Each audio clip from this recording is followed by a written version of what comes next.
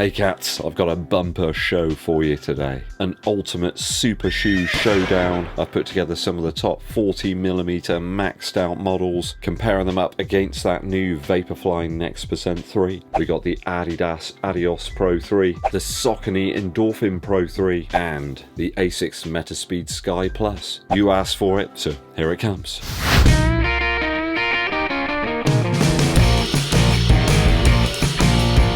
Thanks for tuning in, people. It is always appreciated.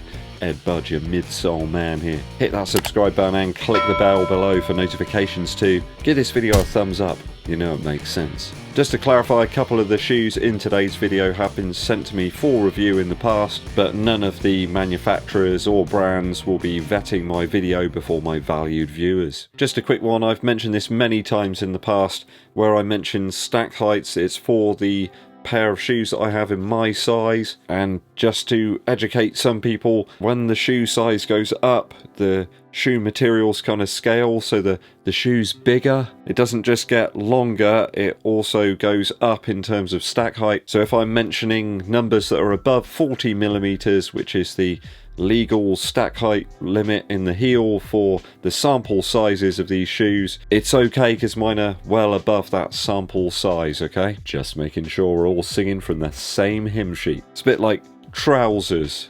You know, as you get slightly bigger trousers, they're larger and longer and the waist is bigger. It's a bit like that. I'm going to chuck a load of stats up on the screen first. Some really interesting stuff I found here, just looking through them here on the database. So interesting findings here. The shoe that has the widest surface area up front is that Adios Pro 3 from Adidas. In the heel as well, pretty much the widest we've got in today's video. That's about 1/2 centimetre wider than the Endorphin Pro 3. That kind of comes in second place really. It's got a slightly wider heel than both the VAPORFLY NEXT Percent 3 and the Metaspeed Sky Plus. The VAPORFLY NEXT Percent 3 is the lightest shoe of all four by 2 whole grams over the Metaspeed Sky Plus. I'm sure some people will be able to detect that, maybe, making the Saucony and the Adios Pro 3 a tad heavier. Perhaps the ADIDAS shoe there paying the price for that extra midsole surface area. Very similar stack height here, as you can see, across all four shoes, though the Asics has a slightly lower drop, so it does appear to sort of have less foam, I suppose, but there's quite a bit of it concentrated in that mid to forefoot section. It's sort of like bows outwards. Can you see? Can you see? I think it's also a little bit down to that very prominent curve in the forefoot of that shoe. It bends up, almost like a smile. So let's compare these models up against that VAPORFLY NEXT Percent 3. That's what you all want to see, isn't it? Okay. My initial thoughts are that Nike have taken on board all of those other super shoes that have been recently released over the last few years. They've kind of made a best of, really. They've got all the best bits from them and tried to add them into their shoe. The upper materials here and that cut back midsole area certainly allows Nike to reclaim the crown of the lightest super shoe. It really does feel like a load of packing foam. The upper here certainly reminiscent of that Saucony Endorphin Pro 3. I mean, if I hold them up here, can you even tell the difference? Well, you know, aside from the very, very different colour. I just wish they placed a tiny bit more padding here in that sort of top section of the tongue. It's missing in exactly the place that you want it to be. I mean, I guess you could add in a foam pad there to remedy the problem, but this is what you get out of the box. Nike sticking with a more traditional heel counter here in the upper of the VAPORFLY NEXT Percent 3, where we've got this very narrow heel counter in the Endorphin Pro 3. In terms of upper crafting, the Metaspeed Sky Plus from Asics really does take the crown on upper. It's almost glove-like.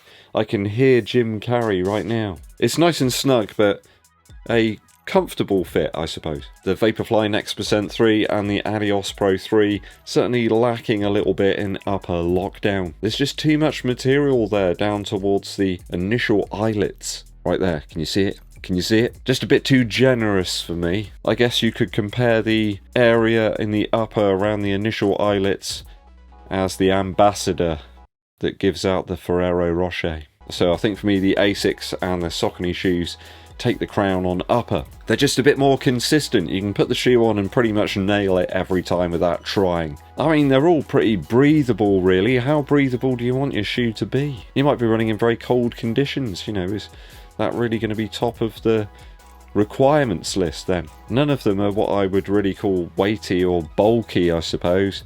And you can bet your bottom dollar that ADIDAS are currently working on Adios Pro 4 that's perhaps got that strung upper on it. Next, onto that all-important underfoot midsole feel. It's all that really matters, isn't it? Well, apart from all the other things that matter. I gotta say, the VAPORFLY NEXT Percent 3 feels pretty good from like 10k pace up through to marathon pace for me. The ADIDAS ADIZERO Adios Pro 3 is certainly the more marathon option of all four. Doesn't really feel like I want to use it on a 10k or maybe even a half marathon. It's certainly got that extra foam there in the forefoot, and I think I'd probably benefit from using it on a marathon. Hasn't got that wild feel of the predecessor, the Adios Pro 2. That one just made me want to run very, very fast for a shorter distance perhaps. The lower drop that we have here in the Asics Metaspeed Sky Plus I think lends it perhaps more to maybe 10k or half marathon for me. I'm not sure I'd want to use it for the full marathon. It's a little bit more aggressive, perhaps amplified by the narrowest forefoot here across all four shoes. So I think if you want one that's going to work across all the distances for you for racing, perhaps the Endorphin Pro 3 and the VAPORFLY NEXT Percent 3 are the ones for you. I think across 5k to marathon pace, they're probably the most consistent two models. Tons of cushion and a propulsive feel in both. I just do wonder whether Nike should opt for some perhaps other width fittings for their race shoes. There's a lot of people put off by their quite prominent arch, and that is still there in the VAPORFLY NEXT Percent 3. Just feel like they get a few more sales, and it's not really going to add on that much in terms of weight. Sadly, we all know those P-backs midsoles that we have here in the Endorphin Pro 3 and the VAPORFLY series. They're not the most durable, they are quite fragile. They do take a bit of a pounding, they get very discoloured very quickly. A careful balance of properties required there. It needs to be squashy, yet not too fragile. I think the Adios Pro 3 sort of stands out a little bit here. It feels a little bit more dialed in to a particular distance. Up against all the others, I feel that the foam actually gets better here over time the more you use it. The others all pretty much diminish as soon as you take them out of the box and start running in them. This one though gets better and better the more miles you put in. And Lightstrike Pro is probably one of the most durable midsole materials out there right now. The VAPORFLY and the Endorphin Pro, a little bit like a sparkler, you know, it's great while it lasts, but then you got to put it in a bucket of cold water. Great till about 150 miles and they do start to lose the luster. It's a bit like bonfire night, innit? People firing off rockets and things. After a while you're just like, oh look, it's another rocket. Though I think if you want a 40mm maxed out shoe, then you can't go far wrong really with a VAPORFLY. Not saying this one though. Outsole wise, I feel that the Metaspeed Sky Plus and the Adios Pro 3 have probably got the crown. Hard to beat these for rubber durability and longevity. Quite astounding really. The Endorphin Pro 3 has a little bit of wear on the lateral side of the heel. Apart from that, it's looking pretty good. I've already got some rubber shedding in this sort of midfoot area here in the VAPORFLY NEXT Percent 3. You know, 16 miles at pace, it has to be said, but it's already starting to break down a little bit, and that's a bit of a worry. I guess you can look at it as an advantage. There's less rubber there, so the weight's lower. Yeah, what's it going to be like at 100 miles? If you're using it on the treadmill or perhaps on the track, maybe you'll get a little bit more out of it, but I'm going to have to use this one a little more sparingly to make it last for when it counts. Hard to beat the Asics and ADIDAS shoes though on Outsole on this sort of comparison. You can't have it all, it seems. Just out of interest, I know there's been a lot of talk whether there are any real differences between the previous versions of the VAPORFLY and this new V3. I'm not really seeing any major measurement differences at all between the two. The same arch there, the same sort of width in the mid to forefoot.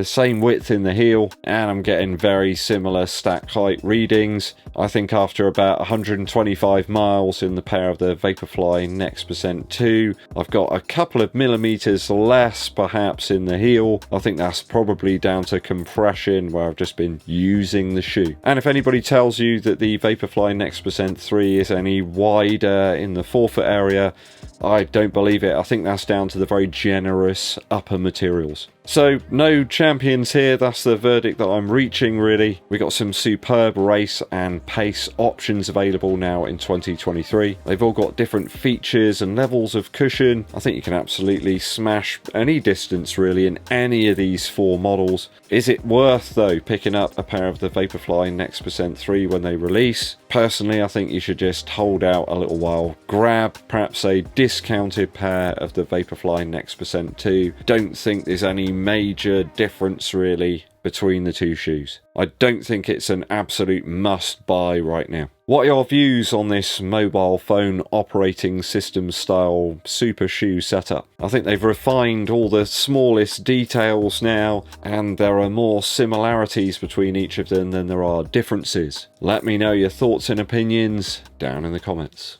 Very quick musical interlude for you today from DJ Shadow from Introducing Building Steam with a Grain of Salt. Absolutely fantastic piano loop here and wonderful drums when they come in. You can feel the grain of the record that it was sampled from. Such emotion from samples here that have been pulled together like patchwork. Beautiful EQ as well to all of the different sounds that have been selected. It's like this sort of wonderful meal that you're sort of sitting down to eat and you realise there's some real depth to the sound. DJ Shadow, absolutely fantastic. Go and check out some of his stuff. This one, Building Steam with a Grain of Salt. Thanks for tuning in people, always appreciated. Hit that subscribe button and the bell for notifications, along with giving this video a thumbs up like and sharing it with your running buddies. My name's Eddbud and I'll be seeing you